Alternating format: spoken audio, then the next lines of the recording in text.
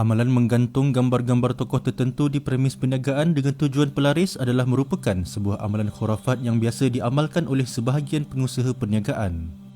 Gambar-gambar tokoh tertentu seumpama Wali Songo, Tok Kenali dan Sultan Kedah yang ke-26 iaitu almarhum Sultan Abdul Hamid Halim Shah seringkali digantungkan di sesetengah premis perniagaan untuk tujuan mengambil berkat, iaitu supaya menarik pelanggan dan mengelakkan perkara-perkara yang buruk.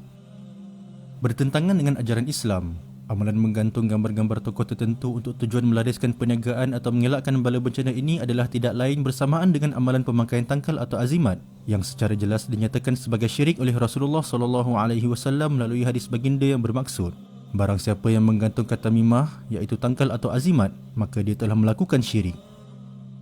Jika dilihat dari sudut perbandingan agama, amalan ini tidaklah begitu jauh bezanya dengan amalan sebahagian masyarakat bukan Islam yang misalnya menggantungkan gambar ahli-ahli agama mereka sebagai azimat bagi menolak sial atau mendatangkan keuntungan.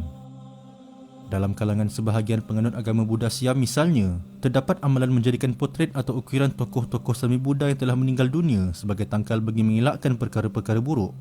Antara potret yang masyhur dijadikan tangkal adalah potret mantan Ketua Sami Buddha Negeri Kelantan, iaitu Mendiang Tok Raja atau nama sebenar beliau, Pravicaranayan Muni Kron Ratchanaren.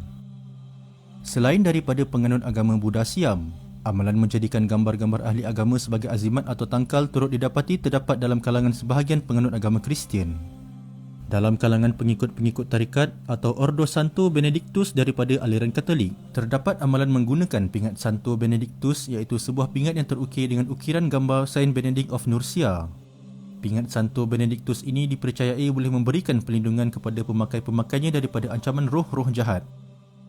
The purpose of using this medal is first and foremost to call down God's blessings and protection upon us, upon our homes, upon our possessions, and especially through the intercession of Saint Benedict. Sehubungan dengan itu, Mesyuarat Jawatan Kuasa Fatwa Negeri Perlis yang telah bersidang pada 14 hingga 15 Jun 2008 dan Majlis Agama Islam dan Adat Istiadat Melayu Perlis iaitu MAIPS telah memutuskan bahawa amalan menggantung gambar seseorang tokoh dengan kepercayaan boleh membawa tuah atau menolak sial adalah syirik dan haram hukumnya.